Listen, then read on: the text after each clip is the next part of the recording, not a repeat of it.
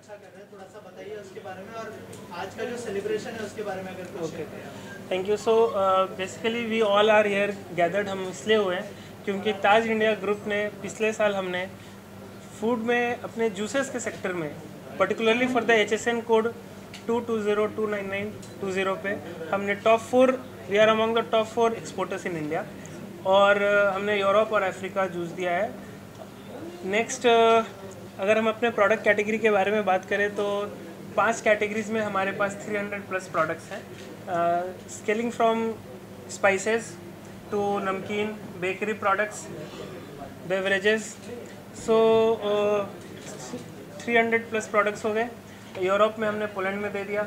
और नेक्स्ट हमारा जो विज़न है जिस पे हम काम करना चाहते हैं, me and my partner mister Harpreet Singh, there in Poland, हमारा है कि हम एक फूड पार्क लगाना चाहते हैं, और फूड पार्क में हमारी खुद की अपनी मैन्युफैक्चरिंग यूनिट हो, हर कैटेगरी के प्रोडक्ट के लिए अपनी अपनी एक इंडिविजुअल मैन्युफैक्चरिंग यूनिट हो, सो दैट जो हमारा कमिंग डिमांड है उसको हम फुलफ़िल कर पाएँ, और इंडिया में जो लोग लोकल लोग हैं उनको एम्पावरमेंट और जॉब हम जनरेट करके दे पाएँ।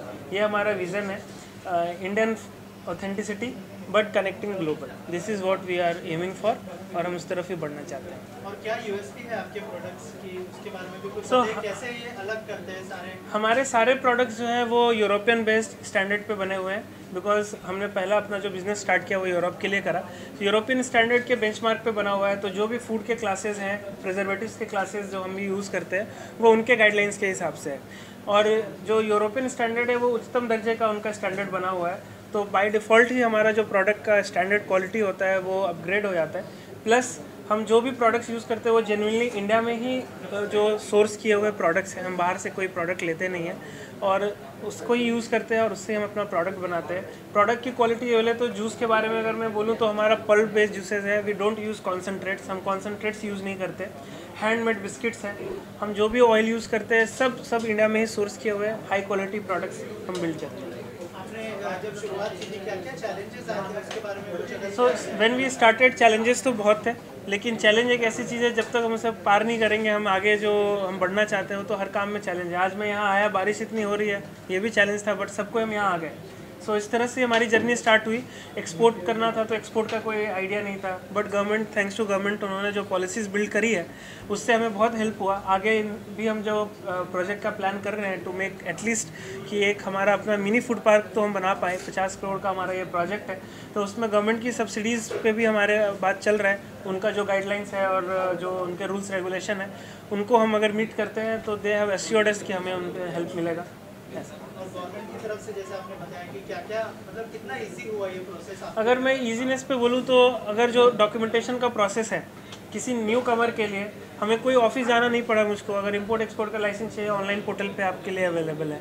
प्लस क्लियरेंस का काम ऑनलाइन हो जाता है, सब कुछ हमें डिटेल मिल जाता है। एपिडा के वेबसाइट पे मुझे कनेक्ट मिल जाता है कि कोई ऐसा बायर चाहिए, because a new comer, what we need is the new business. हमें नया बिजनेस चाहिए, नए लोग चाहिए जिनसे हम कनेक्ट कर पाएँ। तो उसके लिए एक ऑथेंटिक प्लेटफॉर्म गवर्नमेंट ने अच्छा बिल्ड किया हुआ है जहाँ पे हम कनेक्ट हो सकते हैं एपिडा का, उससे भी हमें बहुत हेल्प मिलता है। इन प्रोडक्ट्स के अलावा और कुछ प्लानिंग है, और कुछ एड-ऑन्स आ रहे हैं या कुछ यूनिक लेके आओगे? हाँ, हमारे पास जो अभी कमिंग अपलाइन प्रोडक्ट्स हैं जिस पे हम वर्क कर रहे हैं वो है इंडिया का स्पेशल टी, जो इंडिया में ही सोर्स होता है और हम उसको एक्सपोर्ट करना चाहते हैं, बाहर के विदेश के देशों में देना चाहते हैं।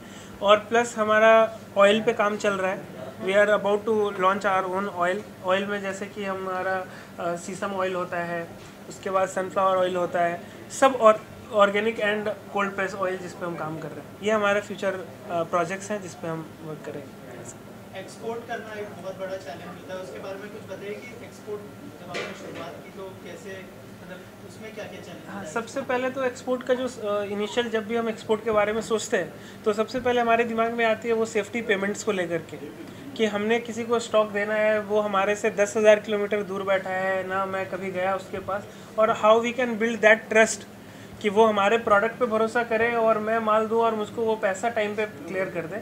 इसके लिए गवर्नमेंट ने बहुत अच्छा सेटअप बनाया हुआ है जहाँ पे बैंक को गारंटी मिल जाती है बीच में, और गवर्नमेंट के कुछ कम्युनिटीज़ बने हुए हैं पोर्टल जहाँ पे जिनके थ्रू अगर हम डील करते हैं तो गवर्नमेंट टेक्स द रिस्पॉन्सिबिलिटी कि आपका पैसा कुछ होता है तो वो फिर उसके आगे उस पर काम करती है।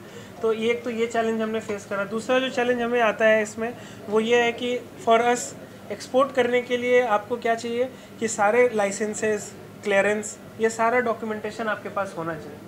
तो इसका नॉलेज गैदर करने के लिए इस पर कैसे काम कर सकते हैं, यहाँ पे भी गवर्नमेंट ने अच्छा काम किया हुआ है, पोर्टल्स बनाए हुए हैं जहाँ से आप नॉलेज ले सकते हैं। यूट्यूब पे नॉलेज अवेलेबल है, प्लस एजेंसीज हैं जो सपोर्ट करती हैं इस चीज़ में।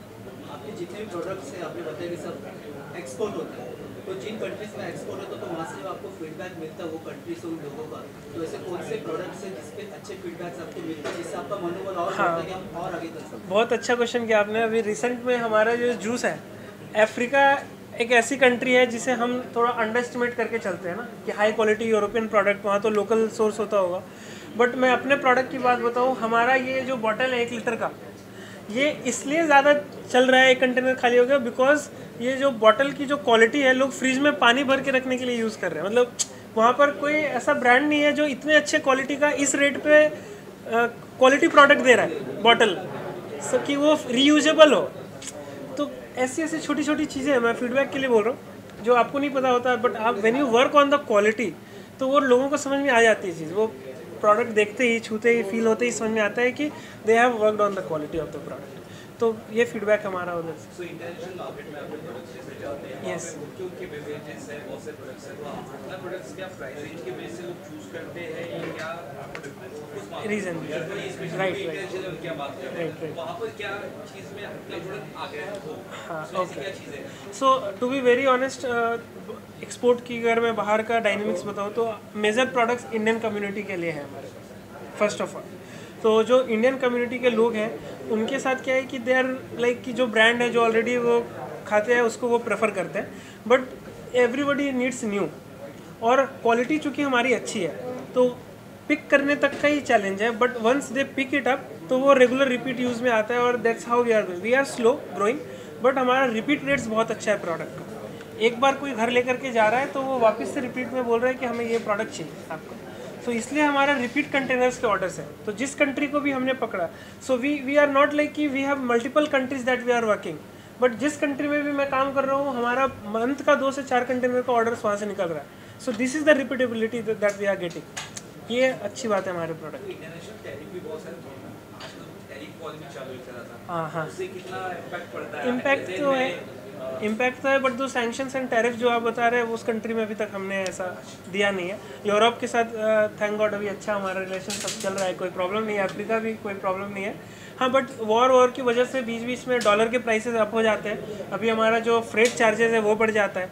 अभी मेरे पार्टी ये बोलता है कि आपके $15,000 का जूस के लिए $4,000 मैंने पे किया सिर्फ transportation. So how I will be viable, मैं कैसे वहाँ बेच पाऊँगा? तो ये तो डायनेमिक्स ऊपर नीचे चलता रहेगा। भगवान ये करे कि पीस, शांति रहे सभी को, सभी देशों में कोई ऐसा प्रॉब्लम ना हो, ताकि हम भी शांति से अपना बिजनेस करें। सर, आने वाले 5 साल में प्रोडक्ट को और आपकी कंपनी को कहाँ देखेंगे? आने वाले 5 साल में तो हम बहुत आगे का हो गया। मैं आने वाले 1 से 1.5 साल के अंदर में हमारा मैन्युफैक्चरिंग यूनिट इंडिया में होगा। 1000 लोगों को हम जॉब क्रिएट करके दे रहे होंगे फूड के रिलेटेड ही, डायरेक्टली इनडायरेक्टली डायरेक्ट फार्मर्स के साथ हम सोर्स करेंगे हमारा प्रोडक्ट। और इंडिया में अगर मैं पर्टिकुलरली इंडिया में बात करूं तो 14 to 15 स्टेट्स हमारा टारगेट है और 45 से 50 शहरों में हम अपना स्टॉक दे रहे होंगे। और टर्नओवर अराउंड हमारा कम से कम नहीं भी तो 50 करोड़ के आसपास पर्सनल कंपनी का टर्नओवर होगा आने वाले 1 साल में। 5 साल में तो बहुत ज़्यादा है, बट आई एम प्रॉमिसिंग कि जिस तरीके से मेरी टीम बन रही है और जो विज़न है और जो प्रोडक्ट का क्वालिटी है, हम जो टॉप लीडर्स हैं FMCG के, चाहे वो ITC हो या हम हिंदुस्तान यूनिलीवर को देखते हैं, ताज इंडियन ग्रुप को भी आप उसके साथ ही खड़े देखेंगे 5 साल के।